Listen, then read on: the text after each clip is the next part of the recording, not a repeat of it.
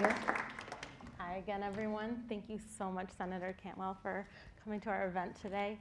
Obviously, the big topic on everyone's mind is what is going on with this big tax bill. So, you guys have figured it out, right? Everyone here is completely up to speed on the topic.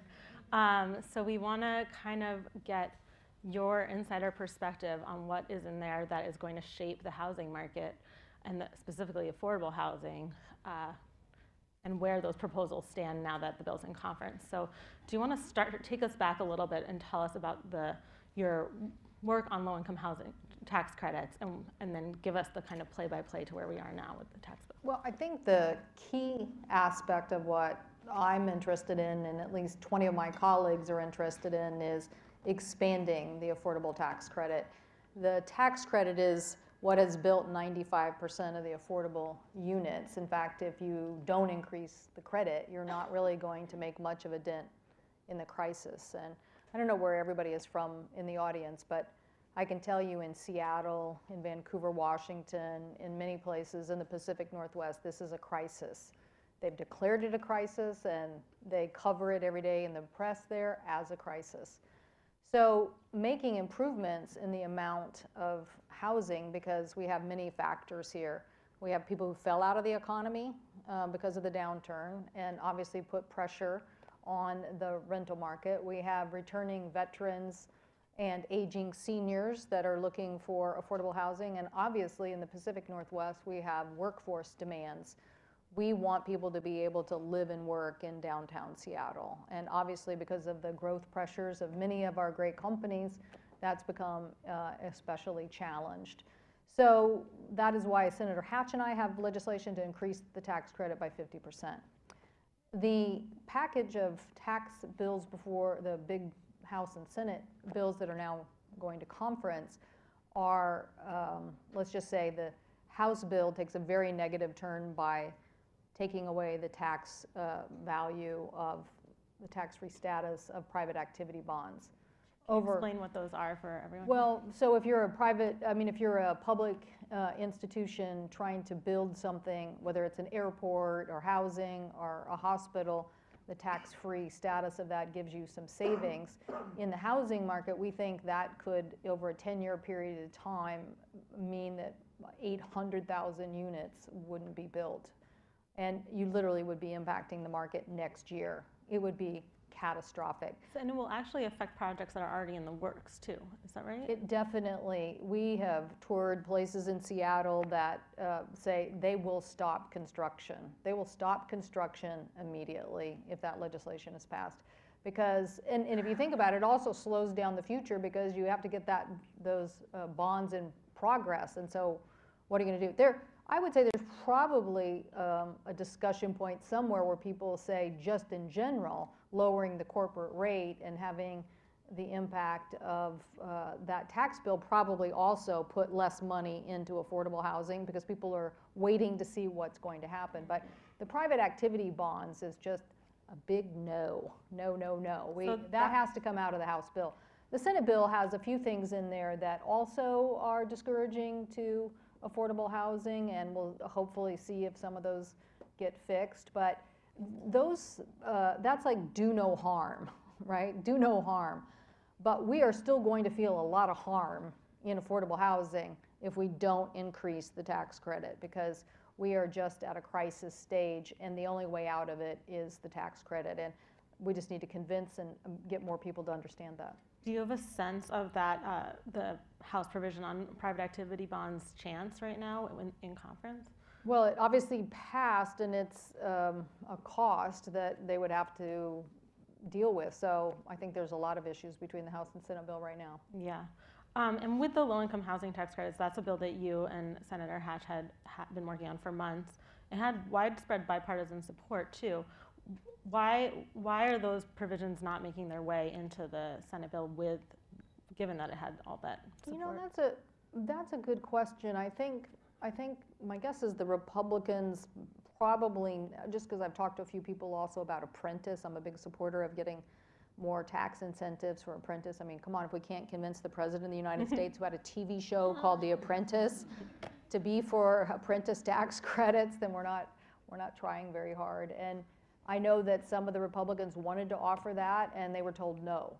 So I think the frame of that bill got very limited into, we're just going to do corporate rate reductions, and that's going to be a big cost, and so let's not add anything that is an initiative, which I think is also a mistake, because if you think about it, the concept of productivity and wage growth is a very big subject, and I think this is a very narrow view that dividend growth will get you the productivity growth, and I think we should have had a more robust discussion. Yeah, can you say a little bit more about that discussion and just the overall process here? I mean, specific to the housing tax credits, but also the broader scope of things. Well,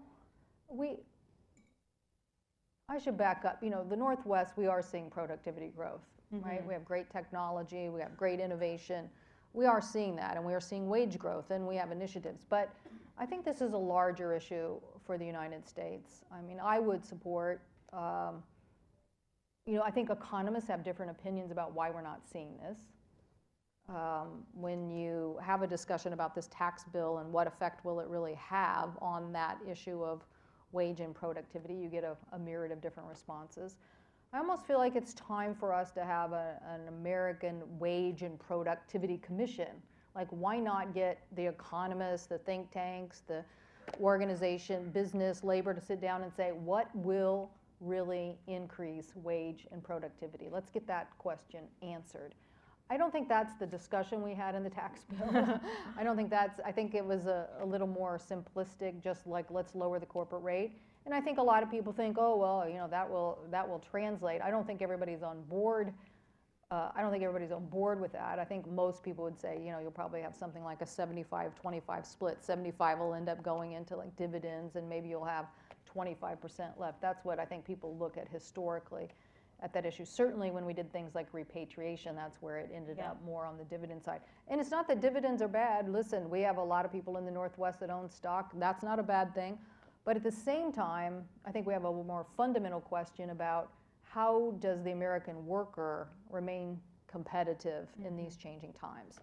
I always like to say to the people who work with me, there's a reason Ma Bell doesn't exist anymore. But the young people, they're like, who's Ma Bell? And I have to say, we've gone from this era of a big behemoth in telecom now to this handheld device that tells us everything. And that transformation led to a major shedding of jobs, but we had some upside, but now that's going to happen in every sector. And so how do we make sure that the workforce is skilled and ready and can take advantage of that, and we're not just looking at not just looking at it from just a dividend perspective, because I think skilling and keeping skilled is going to be a big component for Americans in the future.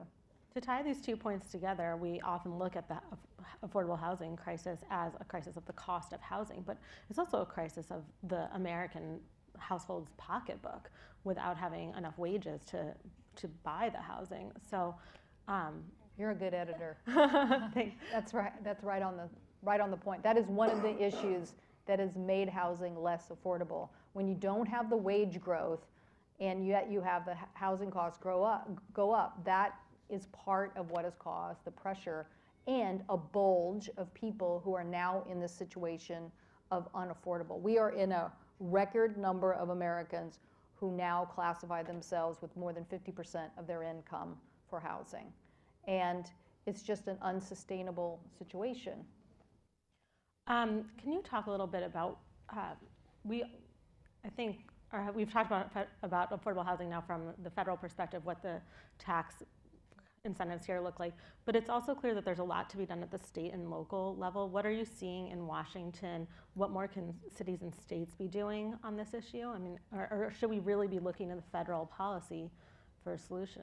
We really need to make sure that this federal policy gets changed. It is the biggest governor on this issue. And I would say that we're doing a lot in the state of Washington, and Amazon's doing a lot and putting up, I can't remember how much, but I think 30 million of something.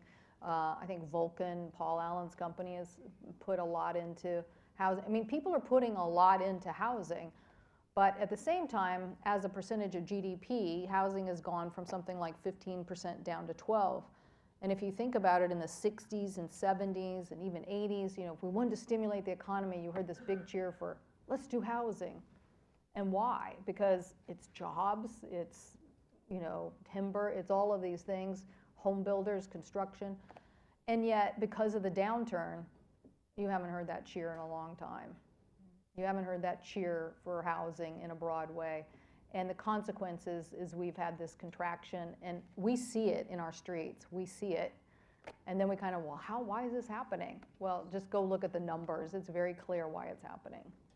I'm going to open it up to questions here in a minute.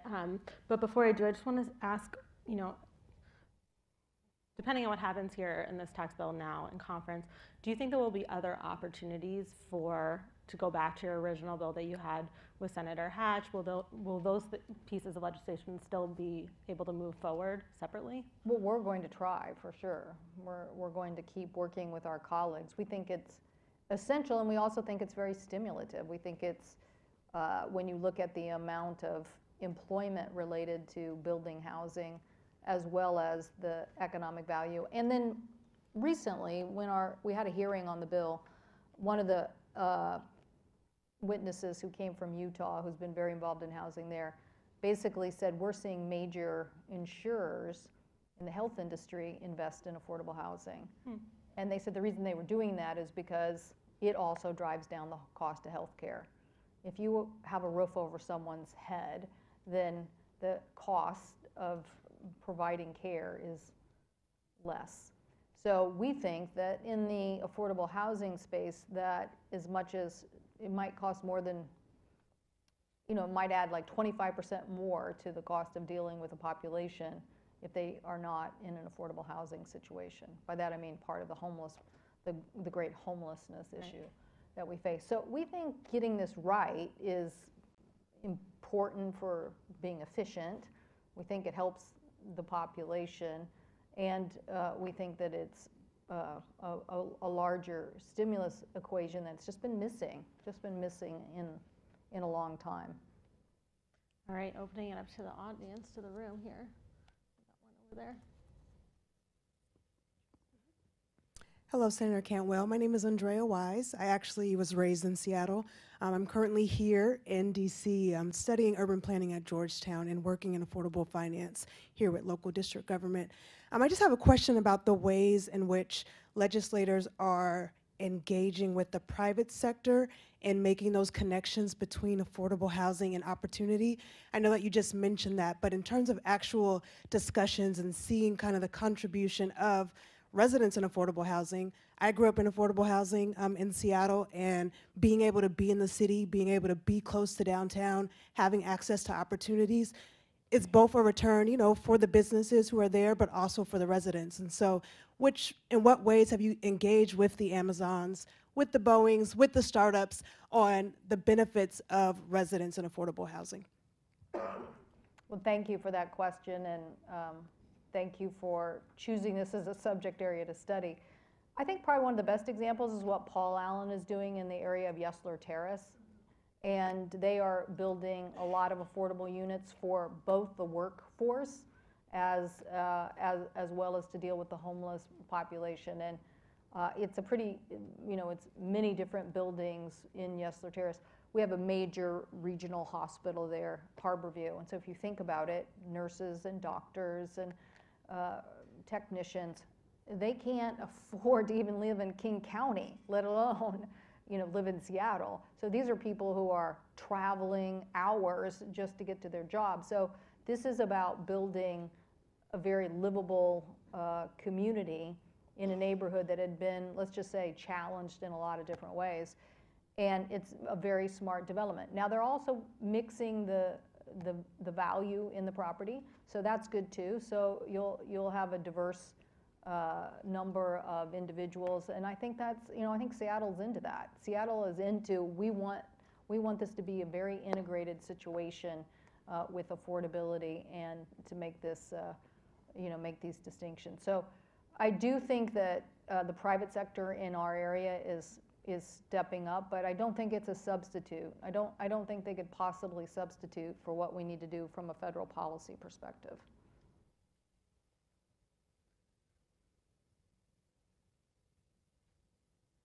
Anyone? Up here in the front.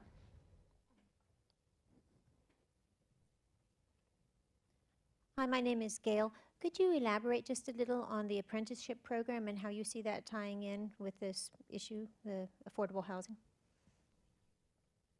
Well, one thing that's been clear is that in a changing economy, you have to keep pace with your skills. And when we had a huge downturn, and believe me, the Northwest has had its shares of ups and downs. We had a period in the 70s where when Boeing had a big downturn, somebody had a billboard that said, "Will the last person leaving Seattle please turn out the lights?"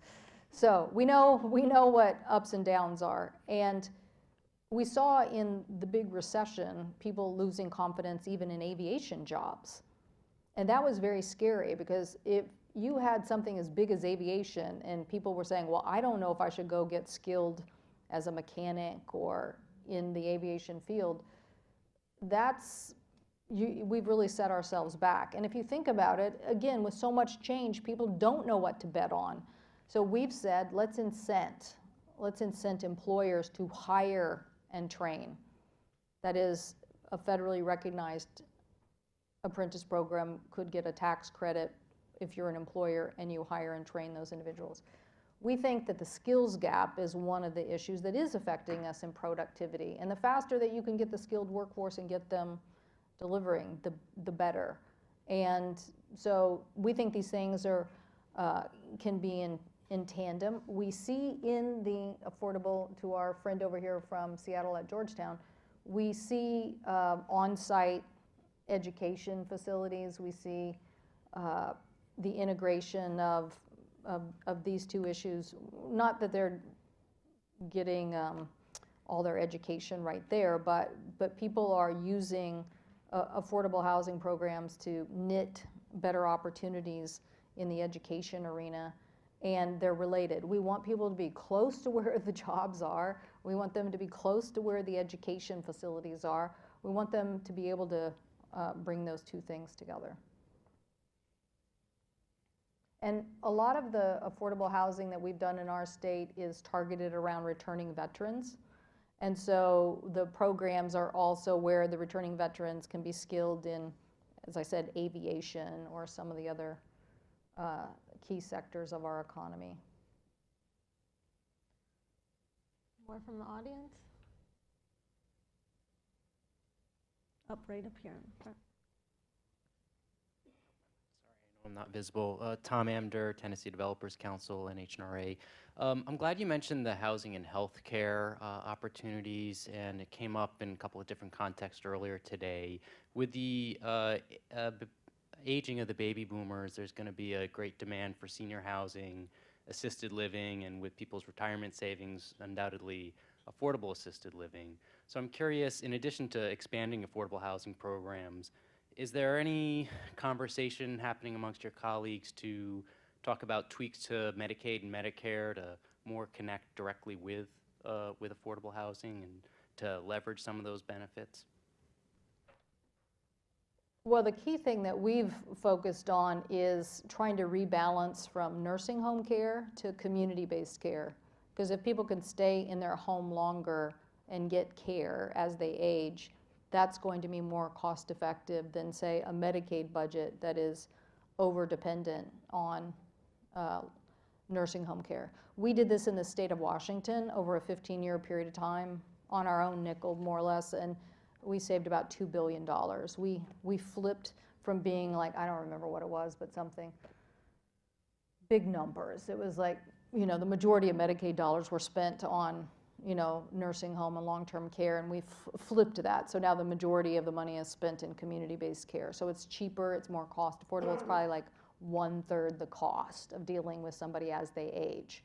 So the more you can get affordable housing opportunities for those individuals who, may not be staying in, a home that they've owned their whole life, but can stay in a community setting. And then those affordable housing, some of them are very, very targeted towards this population. I mean, some of them are just targeted for the aging population. So then on the first floor, they might have integrated services or facilities, or we've seen some of these prioritized in downtown Seattle so that they can be very close to the healthcare services that they demand. And so that there's not this big transportation, blockage between the housing and the healthcare that they need.